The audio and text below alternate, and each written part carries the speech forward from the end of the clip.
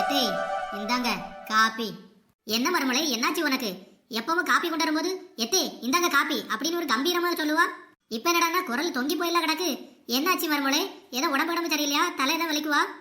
அதெல்லாம் ஒண்ணும் இல்லத்தே, வாழ்க்கையே ஒரே சலிப்பா இருக்கத்தே. இந்த அளவுக்கு நீ சலிச்சுக்கிட்டதுக்கு என்ன நடந்துச்சு மருமலை? பின்ன என்னத்தே, என் வாழ்க்கை ஒரே வட்டத்துக்குள்ளேயே அடங்கி கிடக்கும்னு நினைக்கும் போது ரொம்ப கடுப்பா இருக்கத்தே. என்னது வாழ்க்கை ஒரே வட்டத்துக்குள்ள அடங்கி கிடக்கா? என்ன மருமலை சொல்ல, எனக்கு ஒண்ணும் புரியல. எத்தே சொல்ல கேட்டுடுங்க. காலையில எழும்புகும், சமைக்கும், சாப்பிடுகும், பாத்திரத்தெல்லாம் கழுவி வைக்கும், ரிப்பீட்டு. மறுபடியும் மதியானம் சமைக்கும், சாப்பிடுகும், பாத்திரத்தெல்லாம் கழுவி வைக்கும், ரிப்பீட்டு. அடுத்தது சாயங்காலமும் சமைக்கும், சாப்பிடுகும், பாத்திரத்தை கழுவி வைக்கும், ரிப்பீட்டு. இப்படியே தினமும் சமைக்கதும் சாப்பிடதும் பாத்திரத்தை கழுவ மாட்டி வாழ்க்கை ஒரு வட்டத்துக்குள்ளேயே சுத்திட்டு கிடக்க. அதை நினைச்சாதாத்தே ஒரே சலிப்பா இருக்கு.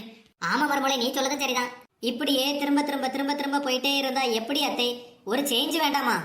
என்னது சேஞ்சா? ஆமாத்தே, ஒரு 20 ரூபா சேஞ்ச் இருந்தா கொடுங்க.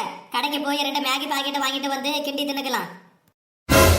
ஏன் மறுமொழி, அப்ப இவ்வளவு நேரம் கடகதையா ஃபீல் பண்ணி சொல்லிட்டு இருந்ததெல்லாம் எழுபுல மேகி தின்னதுக்கு தானா?